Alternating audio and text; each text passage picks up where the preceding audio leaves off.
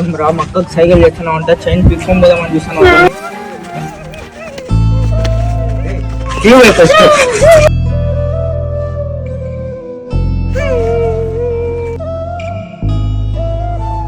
బాబు ఆగు బాబు ఆగు ఆగు, ఎందుకు కొడుతున్నావు అబ్బాయిని?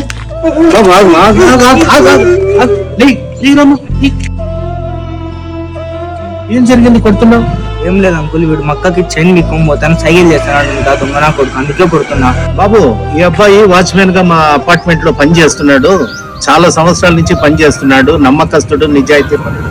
ఫస్ట్ ఏం జరిగిందో కనుక్కుందాం, ఎంక్వైరీ చేస్తాం బాబు ఈ అబ్బాయిని. రాము ఏం జరిగిందో చెప్పి.